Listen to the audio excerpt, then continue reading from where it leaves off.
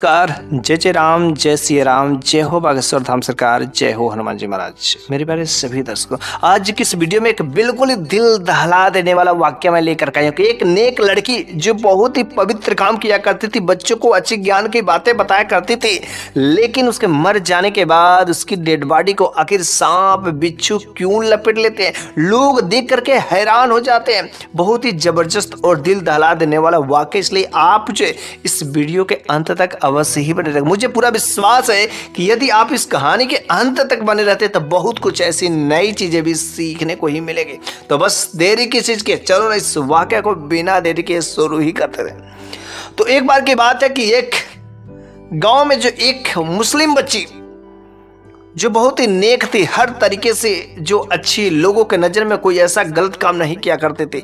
उस गांव में हिंदू और मुस्लिम दोनों लोग थे, इसलिए वह बच्ची जो सबसे मिलजुल करके रहती थी, वह हिंदू के मंदिर में पूजा करने जाती थी और मस्जिद में भी जाती थी। वह लोगों से मिलजुल करके रहती थी, किसी के नज़र में कभी कोई बुरा कार्य नहीं करती थी। वह बहुत ही अच्छी थी और लोग भी उसे भला ही जानते थे। चूँकि वह पढ़ी लिखी थी, इसलिए वह जो अपने घर पर बच्चों को बुला करके जो है ज्ञान की बातें, ट्यूशन पढ़ाया करती थी, अच्छी अच्छी बातें भी बताया करती थी। इसके बदले में जो लोग खुशी से जो कुछ भी दे देते थे वह जो ले लेते थे, किसी से जोर जबरदस्ती नहीं करते थे। इसलिए उस लड़की के पास में अच्छे खासे बच्चे भी हो जाते थे, जिसकी वजह से उसका खर्चा चल रहा था। उसकी मम्मी पापा चूंकि इस दुनिया से विदा हो गए थे, चले गए थे, इसलिए वह घर में अकेली रहती थी और जो बच्चों को पढ़ाने के बाद जो है अपना मंदिर मस्जिद में जाया करते थे। किसी से कोई गिला नहीं, कोई शिकवा नहीं था। लेकिन गजब की बात तब हो जाती है कि एक बार जो उसके साथ कुछ ऐसा ही अजीब हादसा हो जाता है और रात्रि के समय में अचानक सोए सोए उसकी मृत्यु हो जाती है। गांव वाले बड़ी ही सख्त होते हैं कि आखिर इस बच्ची ने, इस लड़की ने ऐसा काम क्या किया था कि जिसके वजह से अचानक इसकी मृत्यु हो गई। चलो ठीक है, जाने वालों को कौन रोक सकता है, हो सके आज तक ही यहीं तक इसका जीवन इस धरती पर था, इसलिए इसको जाना पड़ा। चूंकि वह लड़की मुस्लिम थी, इसलिए उसे दफनाया ही जाएगा।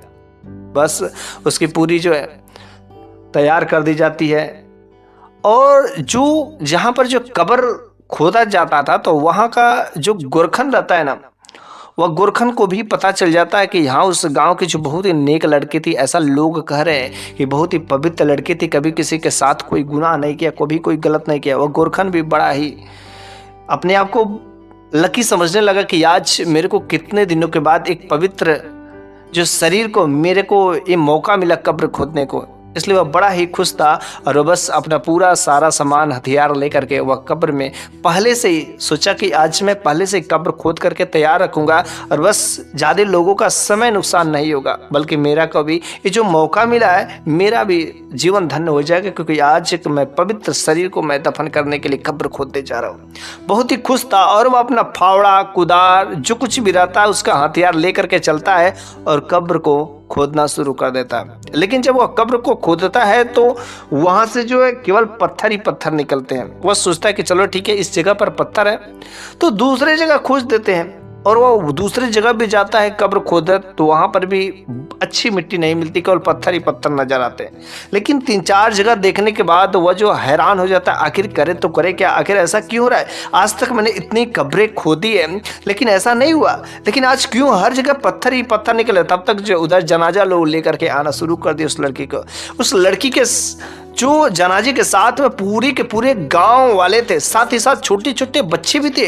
वह गोरखन देख करके बड़ा ही हैरान हो जाता है कि आज तक मैंने इतने सारे लोगों को कोई जनाजा के साथ में आते हुए नहीं देखा, यहाँ तक ये छोटे छोटे बच्चे भी आ रहे हैं, बड़े बुजुर्ग भी आ रहे, इतने सारे लोग। आखिर लड़की इतनी लकी है, कितना अच्छा, कितना नेक है, कितना लकी है, और वह अपने आप को भी लकी समझता है। लेकिन चाहे जैसे भी हो, पत्थर वाली जमीन को ही वहां पर किसी तरीके से वह जो कब्र खोद कर को तैयार कर देता है।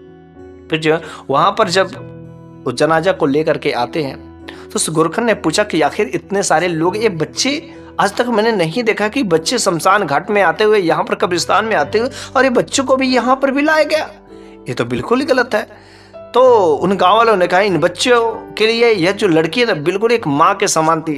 ये जो है अपने बच्चों से बहुत ही प्रेम करती थी, बहुत ही जानती थी, बहुत ही मानती थी अपने बच्चों को। ये सब अपना जो बच्चे जैसे मानती थी, क्योंकि इनको ज्ञान की बातें शिक्षा दिया करती थी। इस वजह से बच्चे को भी ऐसा लग रहा है कि मेरी माँ मुझसे जुदा होने रही है, इसलिए ये सब छोड़ने के लिए आए हैं। यह देख करके उस गुरकन के भी आंखों में आंसू आ जाते हैं। और बस जनाजा तो कि तैयार ही रहता है। उस लड़की के शरीर को लोग लपेट करके और उस कब्र में डालने ही वाले थे।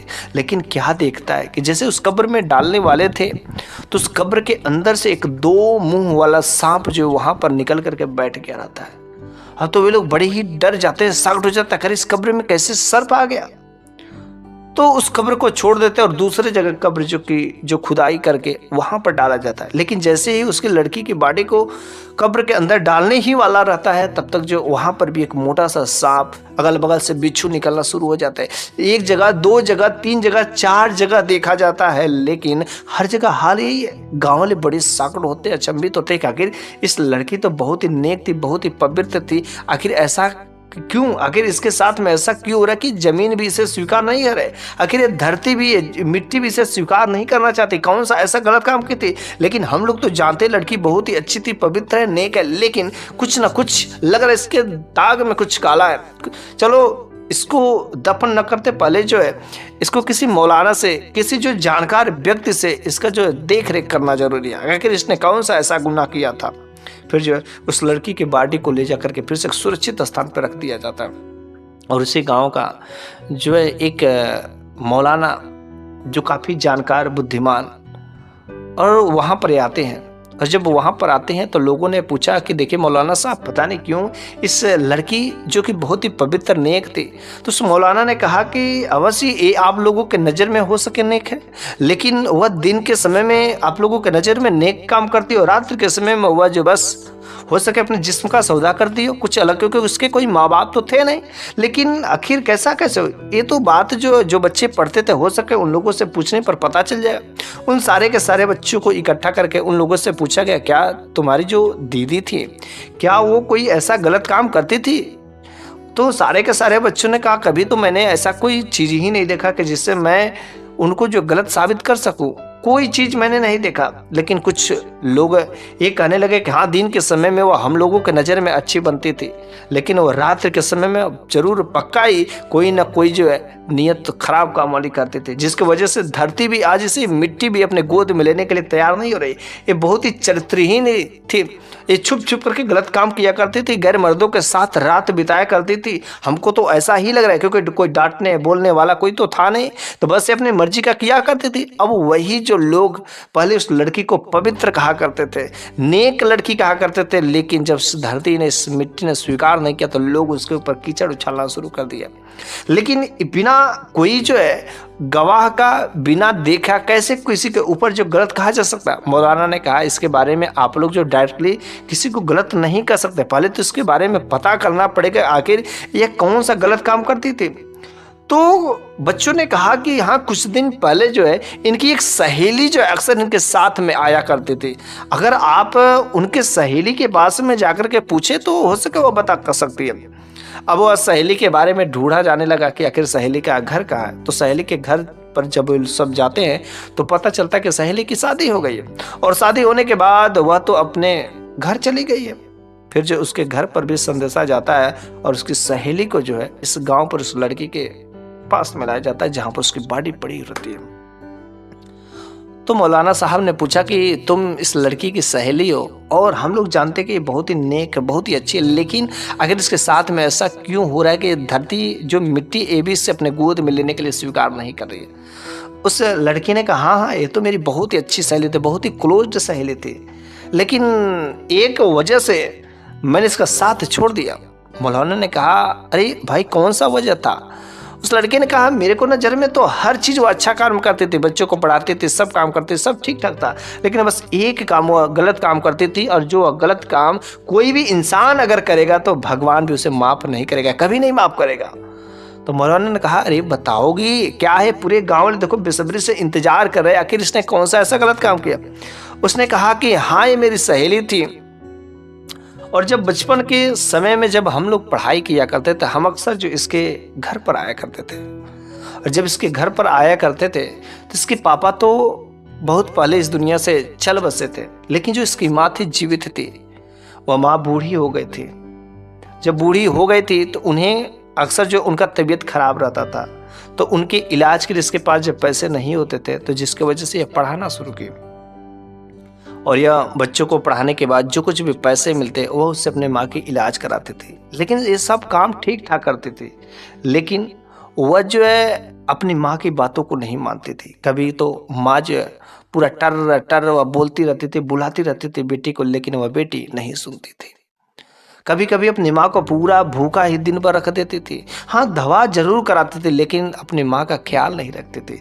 बस जो चीज़ें जरूरत है बस उसे ला देती, बाकी जो माँ टर टर करते रहे वो अपने काम के लिए निकल जाते थे, अपने माँ का परवाह नहीं करते थे। रात्रि के समय में कभी कभी तो भूखा ही, क्योंकि अपने जब खाना नहीं बनाती थी माँ को भी नहीं खिलाती थी। बेचारी वो माँ करे तो करे क्या, वह अपने जगह से उठ करके कुछ कर भी नहीं सकती थी। लेकिन एक दिन गजब की बात तब हो जाती कि मैं जो है उसके घर पर गई थी, और जब उसके घर पर गई थी तो माँ जो है पानी के लिए चिल्ला रही थी, बेटी मेरे को पानी दे दो, पानी दे दो। बहुत जोर से वह माँ को प्यास लगे थे, और मैं वहाँ पर खड़ी थी तो मैंने सोचा कि शायद वह पानी लेकर के आ ही रही होगी, लेकिन वह खाली हाथ आ रही होती है और अपनी माँ को एक चाटा जोर का मारती है। कथी करे, तू तो मेरे को जीने ना देगी ना मरने देगी। अरे मैं तेरे वजह से देखो क्या क्या करना पड़ रहा है। मैं बच्चों को पढ़ाती हुई ये करती हूँ वो करती हूँ, और तू टर टर बोलता करती है। अरे मैं करूँ तो करूँ क्या, अरे तुम मर क्यों नहीं जाती है। और जो भगवान से वह अल्लाह से हमेशा यही इबादत करती थी कि मेरी माँ को इस दुनिया से जल्दी से उठा ले, लेकिन उसकी इबादत स्वीकार नहीं होती थी। गजब की बात तब हो जाती है कि उस दिन जब उसने जब अपनी माँ को एक थप्पड़ मारा था ना, तो मेरा देख करके दिल दहल गया। और मैंने उससे कहा कि देखो ये जो तुम काम कर रहे हो ना बहुत गलत काम। अरे तुम्हारी माँ है और तुमको अपनी माँ के साथ में ऐसा व्यवहार नहीं करना चाहिए। तुम अपनी माँ को मार दी, अरे कैसा काम कर रही हो। शायद तुमको नहीं पता भगवान तुमको छोड़ेगा नहीं। और लड़की कहती है अरे चल चल ठीक है, तू अपनी ज्ञान की बातें रखा रख। अरे मेरे को कितना परेशान करती है, हर तरीके से मेरे को कोई काम करने नहीं देती है। अरे भूखे मरे इसके पानी के लिए, इसके प्यास के लिए, इसका सेवा पानी करने के लिए क्या मैं दिन भर घर में बैठा रहूं। ऐसा मैं बिल्कुल नहीं कर सकती, भूखे मर क्यों ना जाए। बस शायद उस दिन से मैंने अपनी सहेली के घर पर आना ही बंद कर दिया, दोस्ती को छोड़ दिया।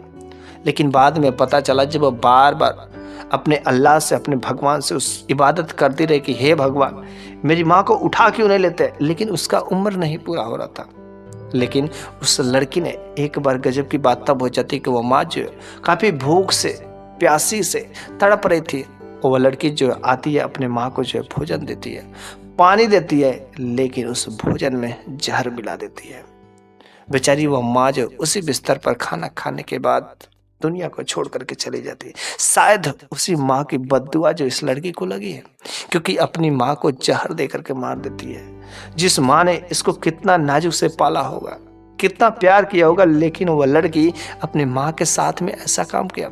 इस वजह से इसका कोई पता नहीं क्या कि कैसे मर गई, किसी ने जाना नहीं जाना, इसकी माँ की बद्दुआ लगी। और आज इसी के वजह से ये धरती की मिट्टी भी इसे अपने गोद में लेने के लिए राजी नहीं हो रही है। ये भले ही कितना नेक काम कर ले, इस धरती पर कोई भी, चाहे वह पुरुष हो या चाहे स्त्री हो, कोई कितना भी नेक काम कर ले, अच्छा काम कर ले, पवित्र काम कर ले, दान कर ले, सब कुछ कर ले, अगर उसने अपने माँ बाप को रुलाया है ना तो उसको भी रोना ही पड़ेगा।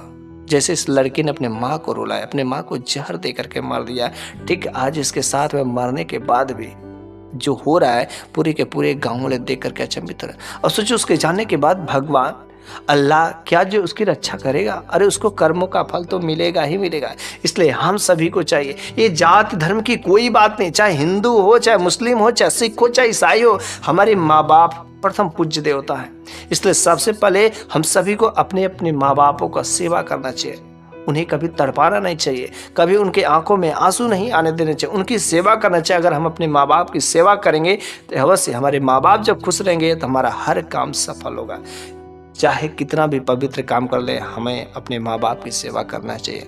अगर अपने माँ बाप को रुलाते हैं और बाहर दिखावा करते हैं तो सारा का सारा हमारा काम व्यर्थ हो जाता है। इसलिए माँ बाप की सेवा प्रथम है। तो बस आज के इस वीडियो में जो मैंने बातें बताई, यह कहानी यहीं पर समाप्त हो जाती है। मेरे प्यारे सभी दर्शकों, यह कहानी आपको कैसी लगी है कमेंट बॉक्स में ज़रूर बताइएगा। क्या आपको इस कहानी के माध्यम से कुछ अच्छी बातें सीखने को मिली, वो भी कमेंट बॉक्स में ज़रूर बताइएगा। मैं अगले वीडियो में फिर से कुछ ऐसी ज्ञानवर्धक बातें लेकर के अवश्य ही हाजिर होऊंगा।